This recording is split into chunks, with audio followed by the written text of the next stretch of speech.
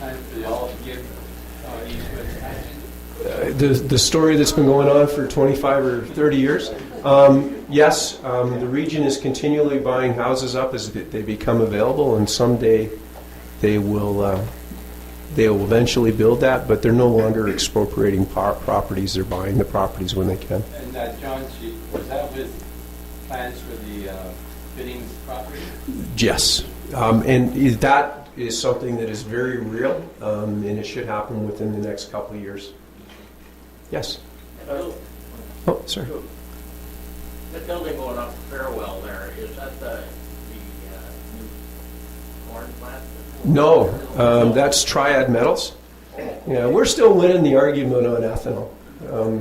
I'm not a big believer that a refinery of any kind should be built on the waterfront where people go and play, especially in areas where there's two schools, and that the people that decided to try to build that on federally owned land didn't realize, I think, the amount of opposition that the residents of Oshawa would have put up. I'm very proud of the 3,300 people that signed petitions and the fact that we had great support in the community not to build a refinery on the waterfront. That's not what waterfronts are used to. Not in today's. Could you imagine the price of waterfront land building a refinery? The other problem with the harbor is it's federally owned land, so it builds to National Building Code and National Fire Code, so they don't even really have to talk to us. But I think through the last argument we had, we now have a better working relationship with them. Yes? The 407, it's a great highway, but I understand that it's the most expensive toll in the world. I'm not sure if it's the most expensive, but it is expensive, but it's a choice. But What's is the there choice? a reason why it's that expensive? It's your choice. There's two arguments why it's expensive. One is it was a provincially owned road that was sold away. Yeah. It's got a great agreement for a long period of time. The new part is supposed to be managed differently, and we'll see that when it's finished. And when it is a choice to use, I use the 407 when I can.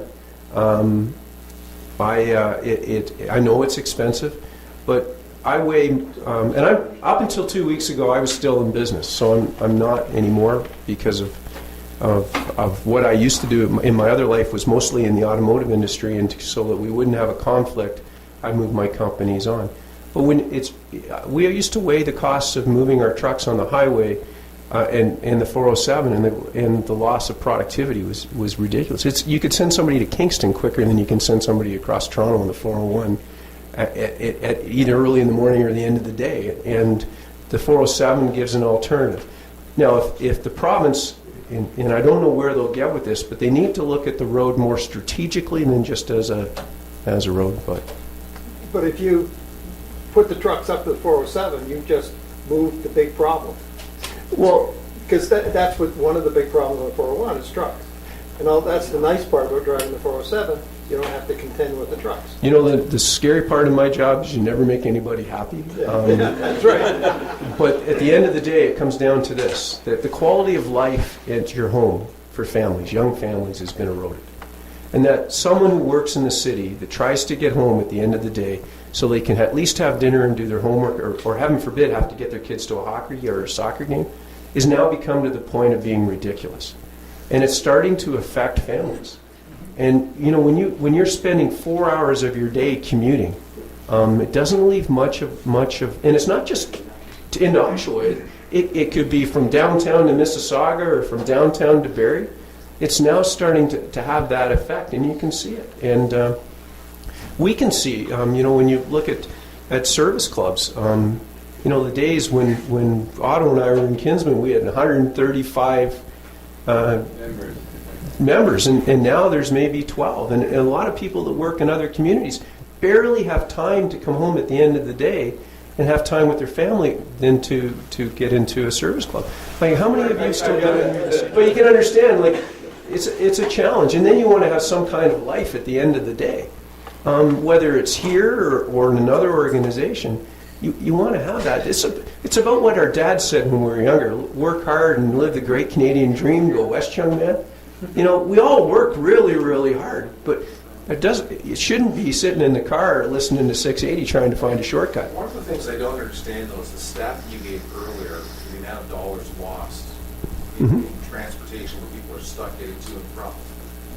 Wouldn't the dollars to offset fixing that problem, just put aside any sort of cost benefit to actually fixing the road or fixing the problem or whatever it is? I gotta understand why there's a shortcoming there, that why they can't put two and two together on this.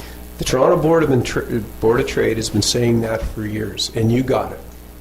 And I can't understand why someone downtown who works for the minister doesn't get it. That this is a huge issue, and it lost productivity, loss of family time, cost to business. If we're going to compete on the world stage, you have to be able to move goods. And you're right. In the private sector, if you were having that kind of problem, you would find a solution.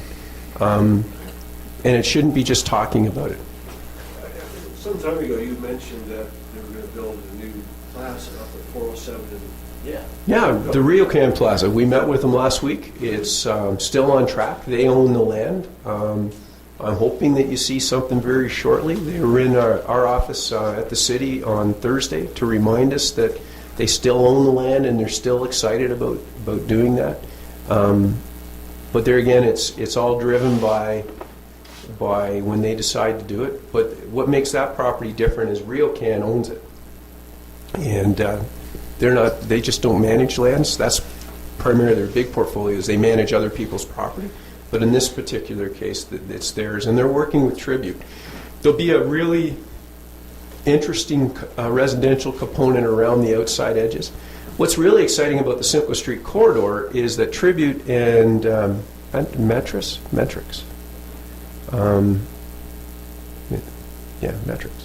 when they built those houses when they went to go to build on Simcoe Street, they sold out their first phases on both sides of the road and hadn't built a show home.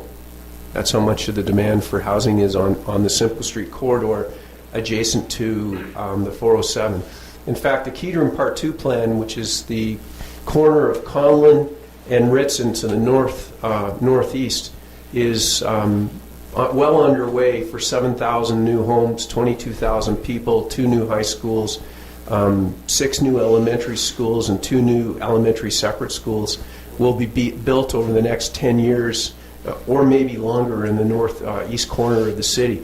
It's an incredible story because for the trades in town, for the carpenters and electricians, the work is set up so it just sort of continues. They're not building like crazy and then they're built out so they don't really move to your community. We have enough work here to establish long-term ties, so the trades tend to live where they work and move out here, so it's really exciting. Oshawa it's just one of these places, it's our time. It is, for the business community that's been out there for years and we've had a tough time, it's now the right time, and you only have to look at the investment around the community to start to see that.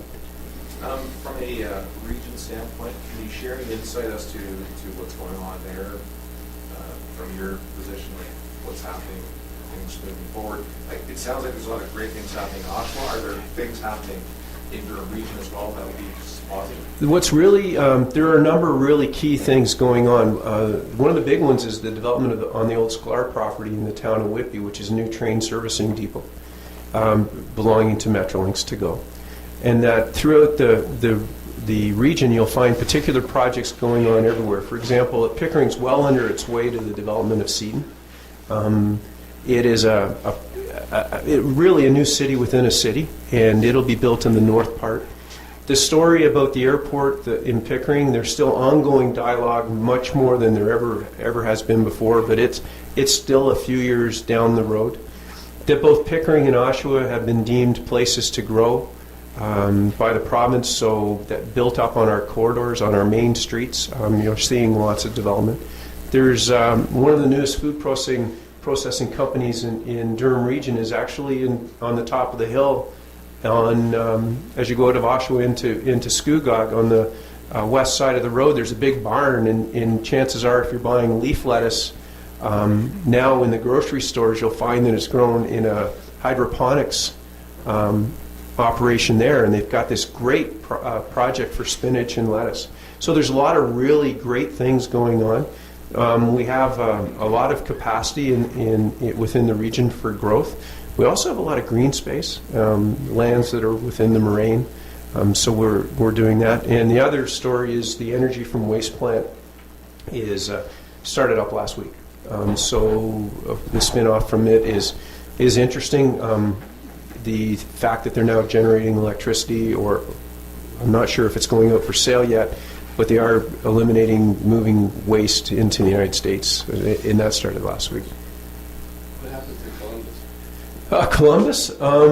Well, there's actually, it's kind of interesting. Most of the lands on the south edge side of Columbus have been sold, so they're all packaged up for development someday down the road.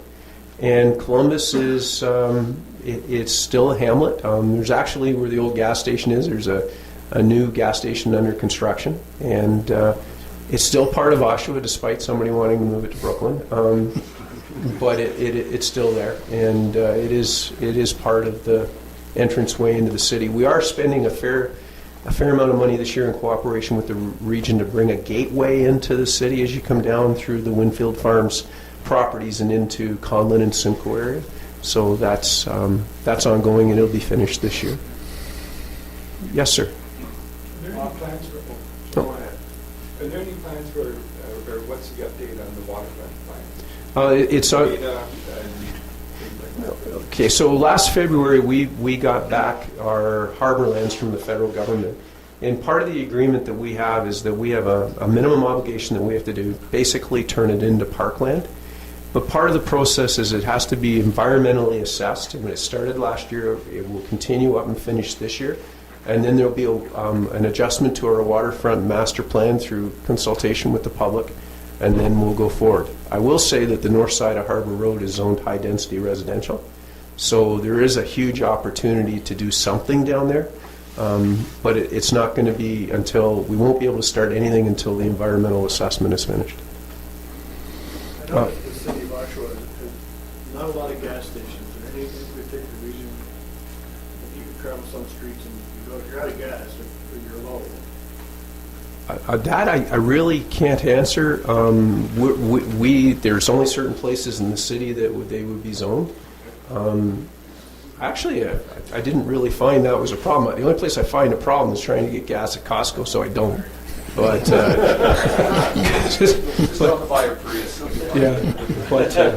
and in the back.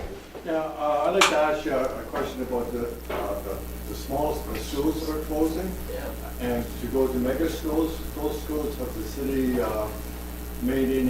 given any thought to opening a couple of them for senior citizen clubs or people that are homeless?